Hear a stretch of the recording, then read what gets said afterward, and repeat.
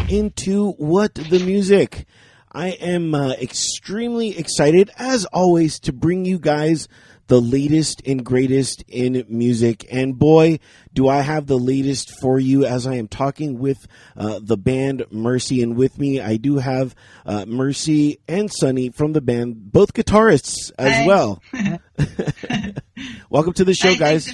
Yeah. Thank you for having us on. Such a pleasure, and very excited to have you guys on, and of course talk about your debut album that is out now. It's available everywhere. It's on Spotify, iTunes, Apple Music, you name it, it's on it. Yeah. And the album, of course, that I'm talking about is Forever. I was listening to it, as always, right before the show.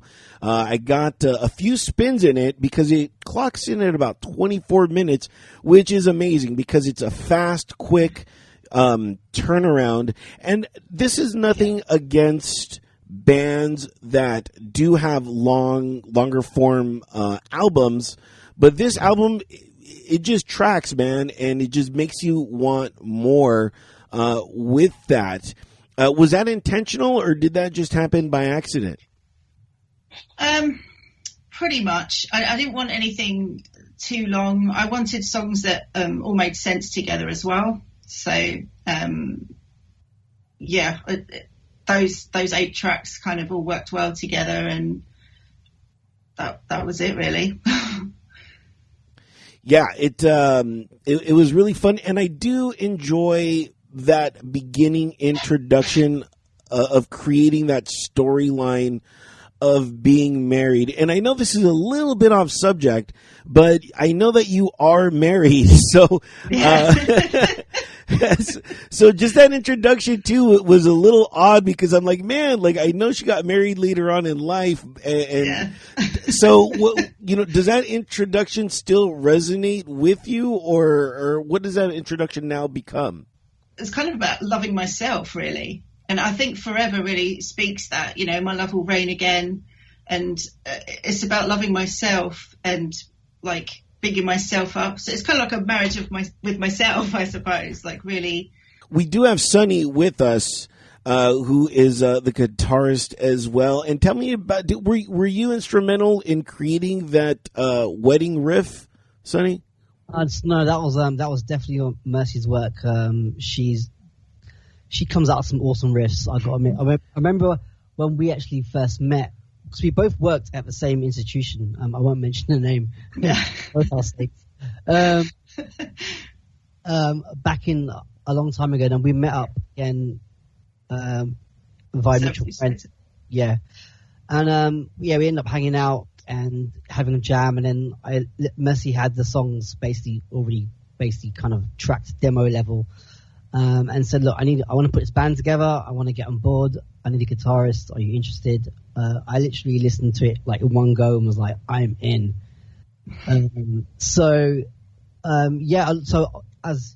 the question, Mercy did write all the guitar parts, and I just was basically along for the ride to put my spin on it for playing live, and then obviously helping out with some of the recording as well.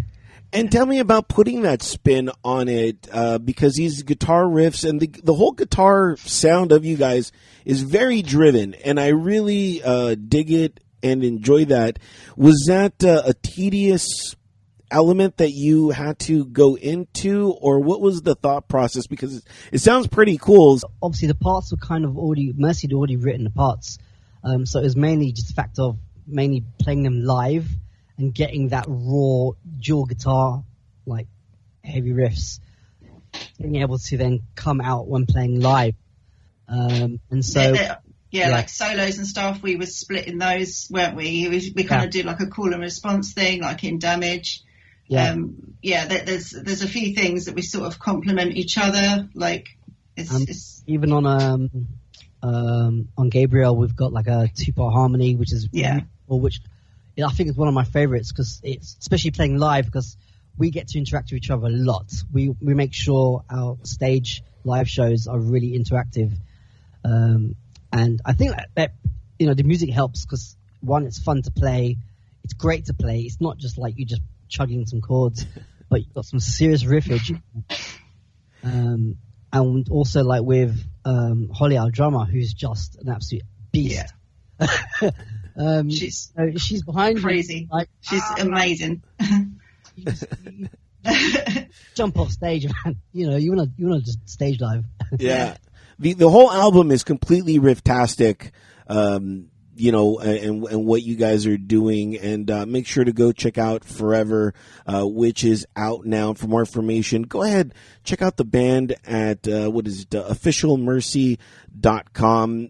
There you'll be able to go check them out and find out more of what they're doing, just like I have, as I did check that out. And of course, you're going to get all their social media links there. I was able to check out your Twitter, and one of the most fascinating things that I absolutely adored about you guys is how passionate you guys are. You guys are in the UK, obviously, and I saw so many tweets, and you guys are so vocal about spreading awareness and change, whether Absolutely. it's for touring, musician rights, trans rights, hate speech. I know it's so easy to fall into those patterns of saying, hey, this is wrong, but you guys are actually going out and doing something about it. Equality, really. Just, why should one person get more than the other? And also, like, we have a platform that we can get these views out, and the internet has been wonderful for creating that platform for a lot of people to, there's stuff that was going on sort of 30, 40, even 20 years ago that people didn't know about, and they know about it now because of the internet, and it's just raising awareness, and it's important to keep that going, really. The other thing that I saw was how vocal you are about Spotify and just the number of plays you get. I think Spotify is like zero, like it's not even a shilling. You know what I mean? Yeah, and you, and you guys are trying to get at least 1 cent per play, which I honestly think is extremely reasonable. Absolutely. Yeah. And tell me about how you found this out, and just what the music community is doing to help propel this particular petition. And I'm doing something as well. If you go on to entertheshell.com and you check out the show notes, there you'll find the web address so you can sign that petition. I was going to sign it, but I'm like, well, I'm in America, so I don't know if that would correlate to that. I think I'm going to regardless, but I was just like, I don't know if they're going to kick me out or not for, wanting even another country's rights, because I do believe that I want those rights for the musicians here globally. Absolutely. Worldwide musicians everywhere. Yeah, exactly. Yeah. I think it's generally the same. It's the same sort of price, I think. It's, I mean, because it was saying 1 cent, wasn't it? So I'm assuming it's obviously aggravated from the US. Yeah. I found out about it. Actually, my husband shared the.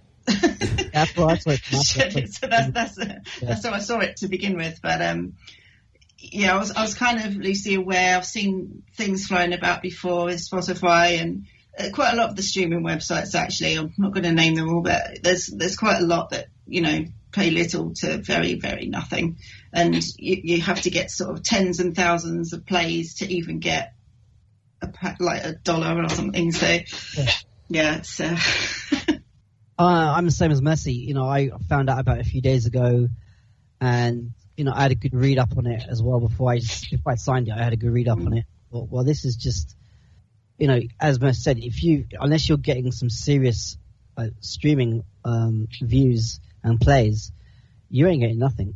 And it's not like we're just bashing some stuff out. We've put a lot of hard work over the last few years trying to get where we are now. It's not like a walk in the road.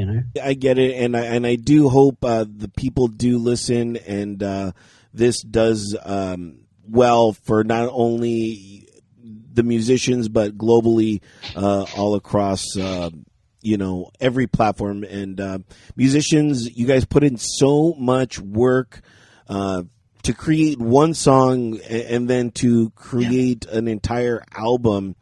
And you do deserve compensation. And I know, like, when you put up a song on iTunes or whatever for someone to download, it's like 99 cents. And people think that $1 is good for a song, but what they don't see is all the work behind it, the hours of rehearsal, the engineer that you're paying, and things like that. So, it truly becomes a labor of love, and the money is just kind of, okay. Yeah. It was there 1 minute and then it's just gone. Yeah, it's already spent, that dollar that you're already getting is already spent. So I totally understand and get it. Rehearsal rooms, recording equipment that you need to keep updated with. People don't realize how much money is actually spent just to get that polished product. Exactly. And let's talk about this polished product, Forever, which again is out now and streaming everywhere. Make sure to go check it out. Highly recommend it. This took about 6 years, I want to say, in the making, to create this album. And I know that there was a little break in between, that time period. What happened in that break? In between, was there some sort of resilience of wanting to come back, or did you just need to step away back from everything? Yeah, we had a brief hiatus, really, but the album was actually, we kind of wrapped recording sort of 2017, and it was mixed in 2018. Mastered in 2018. And it was kind of just sitting on the computer since then, because I was like, I've not got any artwork for this, and it was the whole thing. I have started a family as well, so I've got 2 very young children. So yeah, it was. I wanted to put it out, but I just felt like there was some, I suppose, obstacles, I guess.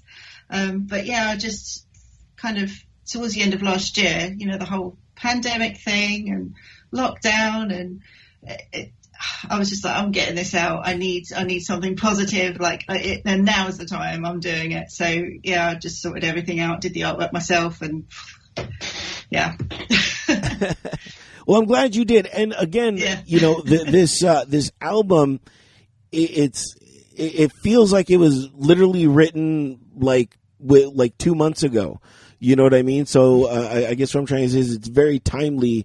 I really don't feel like there's it doesn't have like an oldness to it. So that's what I really dig about that, and you guys creating that. Now, Sunny, one quick question I have for you. I did check out your Instagram, and it was super cool. Especially, I saw you with that Flying V guitar, which is super. There it is. You were blocking it. Yeah. Is that your most favorite guitar? Yeah, I think this is. I think out of the lot, I think this is actually the one of the oldest I've had. I remember buying this. It was like 2008. I went to go and buy. I basically saved up as much money as I had at the time. 2008. How old was I? 27-ish. And I was like, right, I want to go and get a new amp. So I went out and bought this big Stack Randall, big powerhouse, which, I've still got, and I just can't use it at home because it's just way too loud. But when I bought it, there was a scheme where you could buy an amp and guitar, and you can basically pay it off over like monthly installments to help, younger musicians or musicians in general. And I was just going to buy like some old cheap guitar just for the sake of buying something. And then I walked in and it was like the heavens opened up, and I was like, oh, that Flying V, I want it. And, especially very much into like my rock and metal. I'm a massive Metallica fan, a big James Hetfield fan. And he always had a Flying V. And I was like, oh my God, a white Flying V. I want it. So I literally was like, that's mine. And I've had it ever since. So, it gets used a lot with Mercy, actually. Yeah, it's definitely. I think we've got a few snaps together of us doing like our solos and stuff. Yeah, a few of us together. Yeah, it's in the Damage video too, right? Yeah, it's in the Damage video. Yeah, check out. Yeah, I did check out the Damage video and I did see it there. But one last thing, Sunny, is it so easy to get fixated on one guitar? What do you do to not do that? I mean, because I would be playing that guitar constantly to every gig. You know, it becomes an addiction after a while. And I know every guitar has its own tone, own sound. And it's so easy to just get stuck. I have one acoustic guitar and two electric guitars, and I'm constantly saying, okay, each week I got to change out one of them when I'm playing because it's so easy to just stick with one. Yeah, it's quite funny because like there's certain songs because when we were gigging, both of us would take two guitars. Yeah, we both have backups because it's just if you break a string, you can literally just swap it out. We don't have text to do stuff for us. Yeah. Sometimes you took three. You took an acoustic as well. Yeah, because on Gabriel, it was very much an acoustic. So I used to have my acoustic on a stand, which I'd play, and then when it switched to the heavy bit, I would literally step back, and then I had my electric on me already. So that was I think we did that for like 1 or 2 gigs. Yeah. Yeah. Which is quite cool. But yeah, every guitar, obviously, as you said, Albert, they've all got different tones. There's certain songs you feel more comfortable playing certain guitars with. The band is Mercy. Go check them out. Officialmercy.com. The album Forever, which will stand the test of time forever. So good. I truly do enjoy it. Let's not wait another 6 or 7 years to put another one out, okay? No, definitely not. Absolutely.